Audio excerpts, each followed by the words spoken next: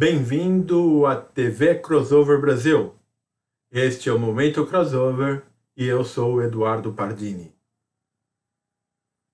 Neste programa, nós vamos trabalhar um pouco o tema avaliação da estrutura e maturidade do processo de gerenciamento de riscos.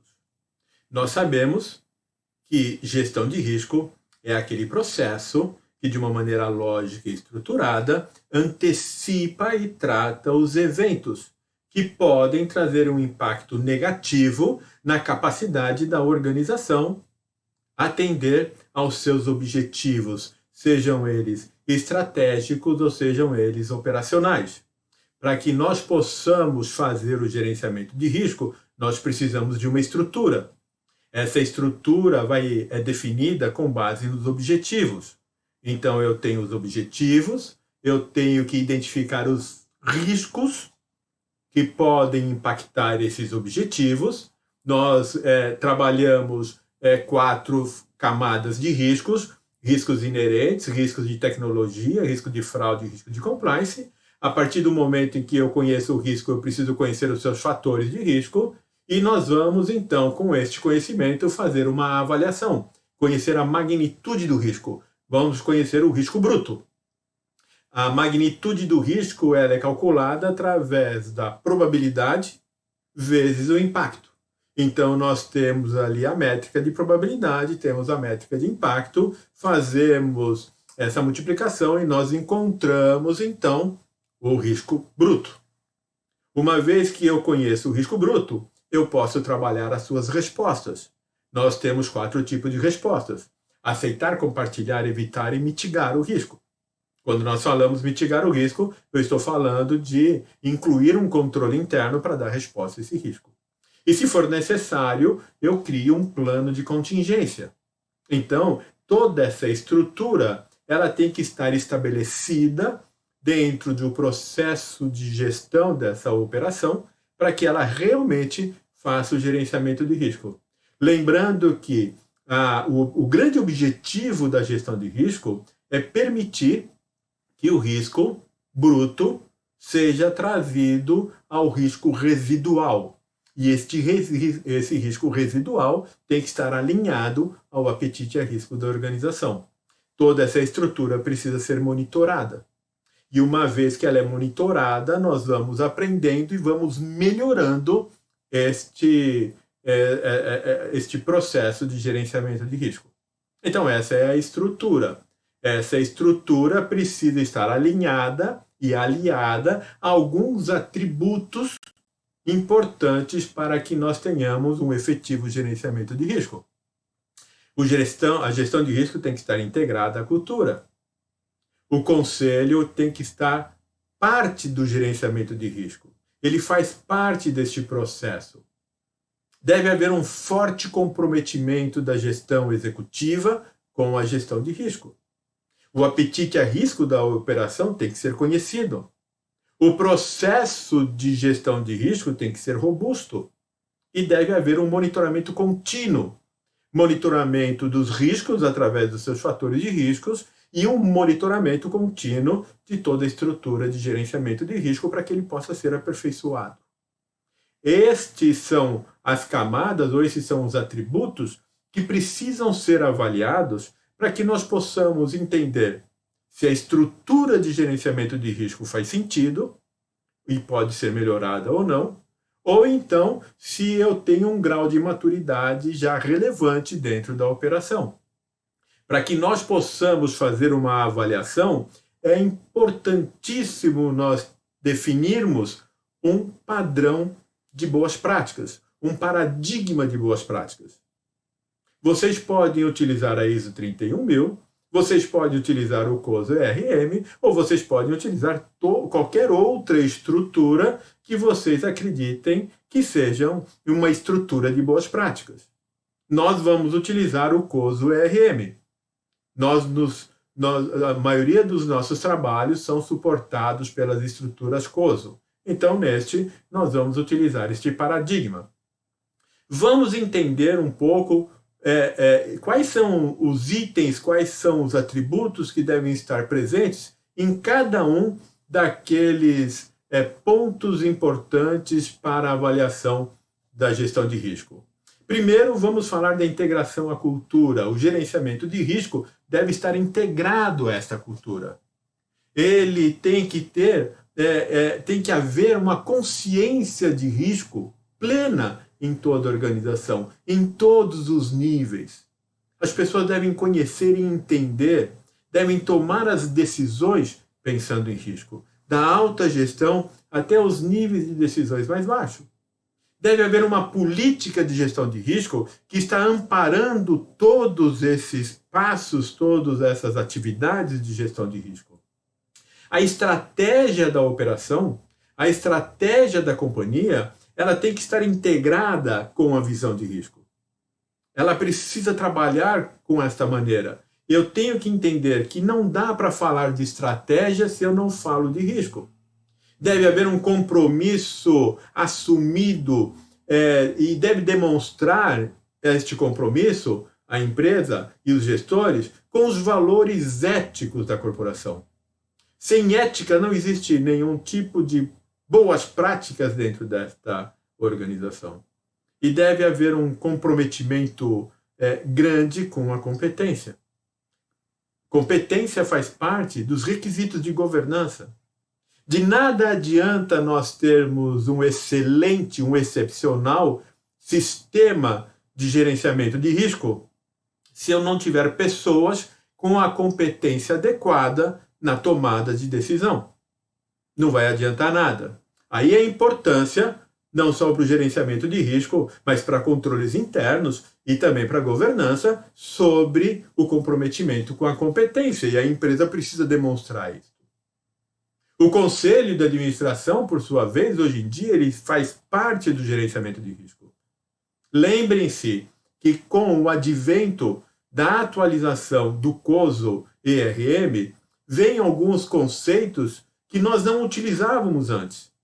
Nós só olhávamos o risco da estratégia para baixo. Hoje já não é mais uma verdade isso. Hoje eu tenho que olhar para o risco quando a estratégia está sendo definida. E aí entra a responsabilidade do conselho.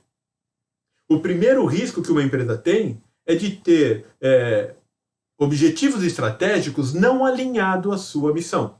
Então, o conselho, parte integrante dessa gestão de risco, ele deve identificar e deve avaliar se aquela estratégia está alinhada com a missão.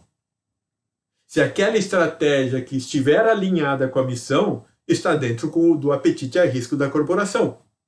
E se aquela estratégia que está alinhada à missão e dentro do apetite a risco da organização, se a empresa tem recursos disponíveis para implementar aquela estratégia. Somente depois que isso foi discutido é que então essas estratégias vão realmente ser acionadas, serem trabalhadas dentro da gestão executiva. A gestão executiva deve demonstrar compromisso com os valores éticos, exemplificando nas suas atividades diárias. É a gestão executiva que vai liderar o processo de gerenciamento de risco. É eles que vão cobrar dos gestores as atitudes e decisões baseadas tanto na ética como na visão de risco. É a gestão executiva que vai ter forte compromisso com a competência. E é eles que vão monitorar de forma contínua os riscos significativos daquela organização. Então entendam que esses pontos devem estar presentes dentro de uma organização que queiram ter efetivamente um gerenciamento de risco. Mas vamos continuar, porque é importante dentro de todo este processo que a empresa conheça o seu apetite a risco. Isso tem que estar muito claro. Não é possível fazer gerenciamento de risco se eu não tiver o apetite a risco balizando todas as nossas decisões. O apetite a risco, conceitualmente, é a quantidade de risco que uma organização está disposta a correr naquele processo que ela tem de alcançar a sua missão, de cumprir com a sua missão. Nós precisamos trabalhar o apetite a risco. Uma das melhores formas de se trabalhar o apetite a risco é defini-lo com base nas métricas que nós utilizamos para fazer a medição de risco. Vai facilitar muito a forma de trabalho. Deve haver um processo e uma estrutura, como nós já falamos, integrada à organização. Gestão de risco não é algo a mais que o gestor vai fazer. É aquilo que ele vai fazer no seu dia a dia. Ter uma matriz de risco não diz nada. Ter uma matriz de risco é só uma matriz de risco. Gestão de risco é muito mais do que isso. Eu preciso ter um processo onde eu vou identificar os riscos, onde eu vou avaliar os riscos, onde eu vou tratar os riscos. E depois, como que eu vou monitorar tudo isso? Nós precisamos trabalhar, inclusive, no gerenciamento de risco, o monitoramento dos riscos residuais. Porque ele pode estar residual agora, pequeno, mas daqui a pouco, por qualquer mudança do mercado, mudança econômica, mudança interna, esse risco já não é mais tão pequeno como nós imaginávamos. E isso tem que ser monitorado de forma contínua. Agora, o processo tem que existir. E este processo é responsabilidade da primeira linha de defesa, que são os gestores operacionais. A segunda linha de defesa, que seria controles internos ou a atividade de gerenciamento de risco, nós não fazemos gestão de riscos aí. Nós trazemos, sim, instrumentos e instrumentalizamos os gestores primeira linha para que eles possam fazer aquilo que é responsabilidade deles. Nós apoiamos isso. E a terceira linha de gerência de defesa é a auditoria interna. E a auditoria interna, por princípio, ela vai fazer uma avaliação do gerenciamento de risco, do sistema de controles internos e da governança da empresa. Está lá na definição de auditoria interna nos IPPFs do IA. Isso já faz parte do trabalho. Então eu preciso conhecer essa estrutura. Num trabalho de auditoria interna, quando eu trabalho na avaliação de um processo, eu preciso conhecer se essa estrutura está dentro do processo, se está presente neste processo. E quando não está, é o auditor que vai preparar essa documentação para que ele possa avaliar se pelo menos os riscos são conhecidos e estão sendo gerenciados, mesmo que não formalizados. Então isso faz parte de todo o trabalho. E esse trabalho tem que ser continuamente avaliado. E por último, nós temos o monitoramento contínuo. O monitoramento contínuo é como a empresa vai avaliar e vai monitorar os riscos do processo, sejam eles significativos ou não. Logicamente que nós vamos dar mais atenção àqueles que são mais materiais. Quais são os que têm mais materialidade? Aqueles que trazem um impacto maior para dentro da organização. Nós precisamos de um sistema de KRIs, Key Risk Indicators. Lembrando que o KRI não mede o passado. O KRI mede o futuro. Então, o que nós medimos no KRI são os fatores de risco. Eu preciso olhar o mais longe possível para saber se este fator de risco vai acontecer ou não. Porque se ele acontecer lá na frente, eu tenho tempo para agir aqui atrás. Então, é para isso que serve o KRI. Então, nós vamos fazendo um monitoramento dos riscos, pelo menos os mais significativos, através dos fatores de riscos que estarão presentes nos KRIs. E nós vamos monitorar continuamente todo o processo de gestão de risco, para saber se eu posso aperfeiçoar. E sempre, dentro da mentalidade, ou dentro do conceito de melhoria contínua, nós sempre podemos aperfeiçoar os processos e o sistema. Uma das formas que também pode auxiliar vocês nessa avaliação é utilizando-se dos 20 princípios do COSO. Ele pode ser um balizador.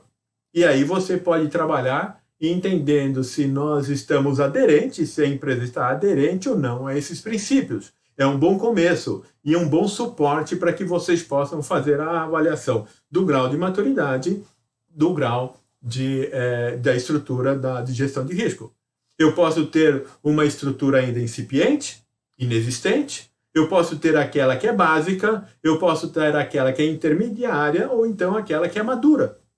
Então vocês vão trabalhar com esses princípios e também com os atributos que nós acabamos de falar, se estão presentes ou não dentro da operação.